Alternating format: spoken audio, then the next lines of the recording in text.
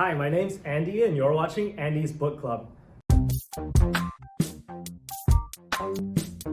So today we're finishing up The Subtle Art of Not Giving an F, and I hope you've enjoyed this series so far. We're covering chapters 7 to 9 today, and if you like the video, please hit the subscribe button and hit the like button. It really helps out with the YouTube algorithm. So without further ado, let's jump right in. So chapter 7 is called Failure is a Way Forward. It begins with a story of World War II veterans in Poland. So as some of you already probably know, World War II was really bad on Poland, and Poland went through some of the worst effects of the war. And when they did a study looking at the veterans who went through the war and asked them about their lives now compared to when the war was going on, a lot of them said that yes, they went through hell during the war and they went through suffering and they went through all this pain. But then they say that the pain actually benefited them. So they said that it made them better people in the future because of what they went through during the war. Which this kind of dates back to what we mentioned in earlier chapters where we talked about the value of pain and the value of suffering, right? So was there a value to the pain that the World War II veterans suffered? Well, it made them better people and it made them more grateful and it made them treasure their friends and family more because they see how easily that could be taken away when something like a World War II happens. So to the World War II veterans, that pain was really useful to them later on in life and it made them better people. So the next point is that Mark Manson talks about his own experience with pain and suffering in 2008. So some of you know that 2008-2009 was called the Great Recession. So it was one of the worst recessions that we've seen in modern history. So Mark Manson graduated school and was looking for a job right when the recession happened. So he came at a really bad time and he was trying to look for a job, but he couldn't find one. So he said, you know what? I'm just gonna do my own thing. I'm gonna start a blog. And he started selling online courses. And he was making a little bit of money, but he wasn't making that much. So he was kind of, just bumming around the place and looking for a place to live, and then just basically scraping by. So Mark Manson says that his experience in 2008 of having to scrape by and failing multiple times at doing whatever he wanted to do, whatever business venture that he tried, it ultimately ended up failing. So he kept on trying and eventually he became pretty successful. His blog started catching on, and then he wrote this book. And then this book became one of the best sellers. I'm sure you've walked by it when you walk into any bookstore. And the reason why we're covering it is obviously because a lot of people found it helpful, and Mark Manson succeeded in his goal to bring his ideas to everyone. And so the point is that success comes after a string of failures, right? A lot of people think that it's either going to be success or it's either going to be failure whenever they do something. But in reality, it's more like failure, failure, failure, and then maybe a success down the line. Which brings us to our next point. So our next point is that doing something is better than doing nothing. So I'm sure a lot of you have a project in mind that you want to pursue if you had more time. So it could be, opening up a restaurant, or it could be running our own business, or it could be writing a book. It could be anything. So the reason why you don't get to it is that you'd rather do nothing than do something, right? So every time you think of starting that project and be like, oh, I would rather watch Netflix, or I would rather play video games, or I would rather just do nothing instead of doing that thing, because you don't know how to start. So a lot of times we just end up doing nothing, right? So a lot of times we just end up watching Netflix or playing video games or just wasting our time and never actually end up starting that project that we really wanted to. I kind of understand it's really hard to start, right? But Mark Manson's point is that doing something is better than doing nothing. Let's say you're trying to write a book, and let's say you just write one paragraph a day, then that'll add up pretty quickly. So within a matter of less than a year, let's say, you'd have a full book, right? So you'd have 365 paragraphs. And I don't know how many words goes into one paragraph, but it's gonna be a lot. But the idea is that you gotta start, right? You gotta do something. You can't just lounge around and expect things to come to you. So if you did a little bit, that's still better than doing absolutely nothing. So let's move on to chapter 8. So chapter 8 is all about the importance of saying no. So Mark begins by saying absolute freedom is bad. So as an example, he talks about his travel stories. So he's traveled 50 countries or something like that. I forget the exact number, but he's traveled a lot of countries. So he says that when he went to these countries, he didn't really have a plan or anything like that. And he just kind of wandered around. So he says that after a while, that wandering around kind of made him bored, and he it didn't really like it. And the reason why you wouldn't want something like that is that he had absolute freedom. So absolute freedom is bad, because sometimes in life we need goals and we need rules and we need guidelines to tell us what to do, right? So as an example, maybe you've been to a restaurant where the menu is just too large, right? There's so many choices. You have absolute freedom as to whatever you want to order, but that kind of makes you kind of anxious, right? Because you look at it and you go, oh, I don't know what to order because there's too many choices. So that's kind of the same idea. So you have too many choices and you don't know what to do. Also, the next point is that Mark Manson compares Russian culture to Western culture. So he knows that Russians are very direct. So if they don't like you, then they'll just say it right to your face. Versus us in Western culture in countries like the United States or Canada, we kind of think of us as being a little bit more polite, right? If we don't like co-worker's shirt, for example, we wouldn't just go up to them and say, hey, your shirt is ugly. But a Russian person might. And when the Russian person goes up to you and says, your shirt is ugly, they don't mean it in like a hostile way. They're just brutally honest.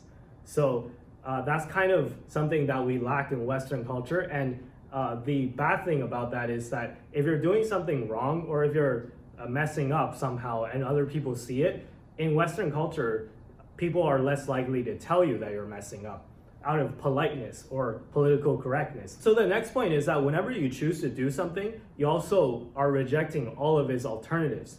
So this is the idea of opportunity cost. So let's say you want to go to a concert. If you choose to go to the concert, then you can't do anything else with the same amount of time. So you can't hang out with other friends who might not want to go to the same concert, or you are giving up doing your homework, or you're giving up doing anything else at that time. So if that's okay with you, that you'd rather spend your time at the concert than doing anything else, then that's good. But let's say if you have work that's pending and that's needed to be done, well, if you chose to go to a concert, then you can't do this work. So by choosing something, you're rejecting all of its alternatives. Similarly, if you choose to do work instead of going to the concert, then you're rejecting going to the concert. So whenever you choose something, there's always a flip side to it. And the next point is that a lot of us try to romanticize all of these romantic movies and things like that. And Mark Manson says that a lot of the romantic love that we see in movies is actually pretty toxic. So he defines toxicity as being two parts. So part one is pretty obvious, is that if one person doesn't care about the other person.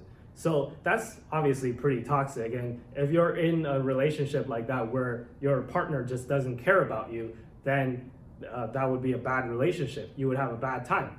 But there's also another side to it. So the other side to it is that if that person cares too much about you, if that person is overly attached, for example, if that person won't leave you alone and give you your own space, if that person expects you to say yes to everything. So we've all seen examples probably in our lives or in movies even of somebody who's overly attached to a person that they're dating. And that's not good. So that's the point that Mark Manson wants to illustrate, is that as humans, we kind of need our own space sometimes as well. We got to be able to say no to some things and really devote our time to things that we want to say yes to. So in order to maximize our amount of time that we have to devote to things that we love, we got to say no to some things. And lastly, Mark Manson says that saying yes to everything erodes trust.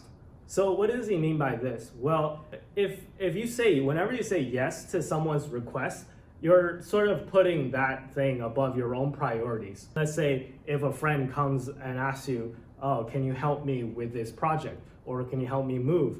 Or can you help me edit a video or something? So if you say yes to helping your friend move, then you're automatically putting that thing that your friend wants to do above whatever else that you were gonna do that day. So again, if you accept his offer to help them move, then you're rejecting everything else, right? So back to a point that we talked about earlier, you're rejecting all the alternatives of things that you could be doing at the same time. So again, if you say yes to helping them move, you're putting that thing above whatever else you were going to do that day. And if you do that too often, then people are always going to expect you to say yes to all their requests. So they're going to keep asking you for this and that. And if you keep on saying yes, then people don't really trust you anymore because they think that you have no goals in life or you have no priorities, because whatever I ask you, you just do, right? So you're kind of my own personal servant now. You don't have your own goals. You don't have the own things that you're doing. So people kind of lose respect for you in a way, which is kind of counterintuitive, right? You'd think that the more you help out other people, the more that they would respect you. But sometimes the opposite is true. If you help them too much, or if you prioritize their goals over yours in a very obsessive way, then people actually lose respect for you the more you do things for them. So I'm not sure if you guys seen the movie Yes Man with Jim Carrey. Spoiler warning, by the way.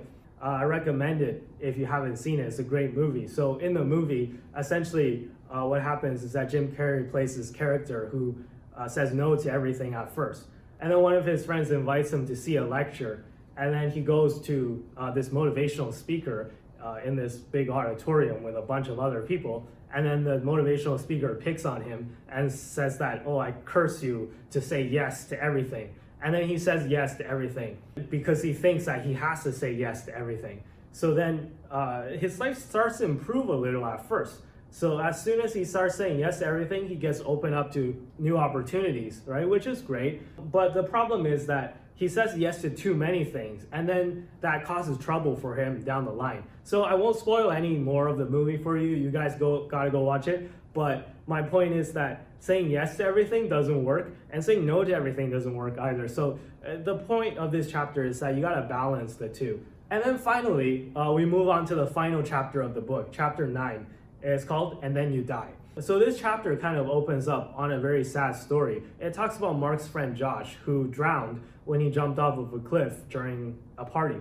So Mark Manson kind of gets you to think of how fragile life is and how quickly everything could change. So knock on wood, well, this isn't wood, but you get the point. So knock on wood that none of you will ever encounter a situation where it's life-threatening before your time is up, right? So, but inevitably, everyone is gonna die at some day, right? So you can't avoid it. And Mark Manson's friend Josh is a perfect example of how your life could just change in a second. So he jumped off a cliff when he wasn't a good swimmer, and it was at night too, so no one could hear him yell out for help. And this is what happened. So we move on to the next story, which is the story of Ernest Becker. So the story goes that Ernest Becker, he's a university professor, and he's pretty well known for having a really bad personality. He's well known for being hard to deal with. So he keeps on getting fired, and then he keeps on moving from job to job, and he keeps on getting fired from his new jobs. And then finally, he gets colon cancer, and is terminal, and he's about to die. And he's sitting in his hospital bed thinking of mortality and life in general, and he decides to write this book. And the book is called The Denial of Death. So in this book, he kind of makes his argument about what he thinks of life and death in general. So he says that essentially that there are two selves. So there's a physical self, which is our bodies, and then there's a perceptual self, which is, let's say, our mind and our spirit. And these two selves are often in conflict with each other. So your physical self will expire at some point, right? Your body is not going to last forever. You're going to die someday. But your spiritual self, now I don't know if you believe in the afterlife, if you do or if you don't, but our spiritual self kind of, if you believe in the afterlife, you believe that the spirit can live on after your physical body dies, right? So your body is always trying to reconcile this fact that one part of you is gonna die someday, and the other part of you might have a chance to go on and live on forever. But you can't be sure of what happens after you die. So you're pushed to create these immortality projects. So what an immortality project is something that you will make your legacy live on forever. So if you try to whatever you try to do, you try to leave behind something such that after your physical body dies, and let's say your spiritual body moves on, then the people that come after you, they can look at the work that you created and remember you. So that way you kind of become immortal through your work that you leave behind. So if we think of every famous person that have died, the reason why we still remember them, or the reason why we haven't forgotten them, is that they left over something. They left over a legacy, whether it be a good legacy or a bad legacy. So keep in mind, this could be a bad legacy. So if you think of someone like Hitler, for example, so that would be an example of a bad legacy, right? So the reason why we haven't forgotten Hitler and the reason why we still remember him isn't because of the good things he's done, is because of all the bad things he's done. So, but the point is that whether it be good or bad things, we always are motivated to do something that will live on forever.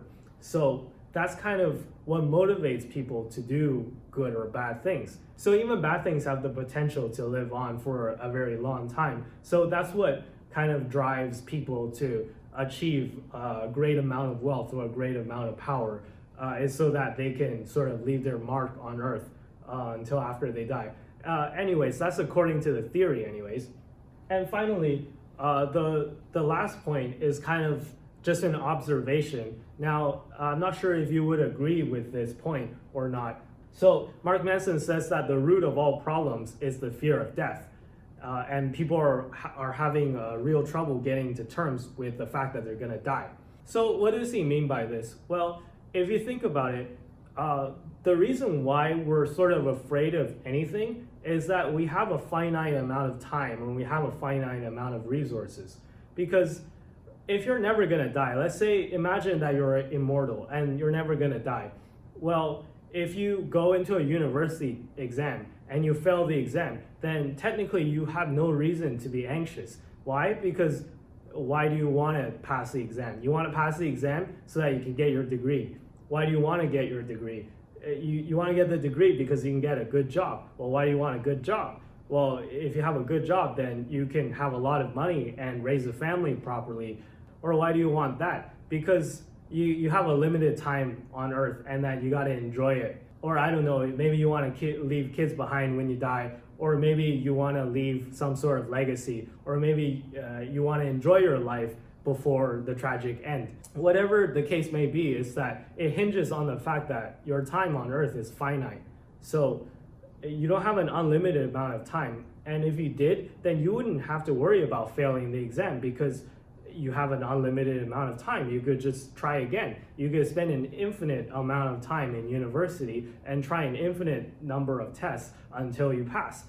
Don't worry about spending money because you have an infinite amount of time to trade for an infinite amount of money. So if you think about it, the whole reason why we're afraid of anything, or afraid of messing up, or afraid of getting rejected, or afraid of anything, is because we realize that we don't have an infinite amount of time, that we're gonna die one day, and that if we don't leave our mark, or if we don't accomplish something in our lives, if we don't find the meaning of life before we die, then our lives are kind of just pointless, and we're gonna leave behind nothing. So if you take this perspective, then maybe the root of all problems is the fear of death.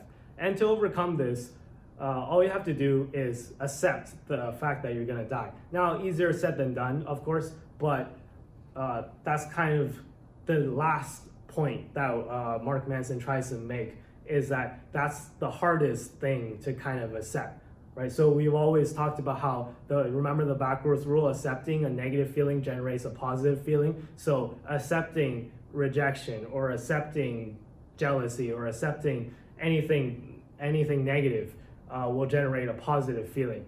Well, accepting death is sort of like the most negative thing you can think about. So accepting that will make you happy for the longest time in the future. But that's also sort of the hardest thing to do, is accepting the fact that you're gonna die, because most of us, or pretty much all of us, don't want to do that. But if you actually do, then you're gonna have a better time in life. So I think that's about wraps it up for The Subtle Art. I hope you've enjoyed this book.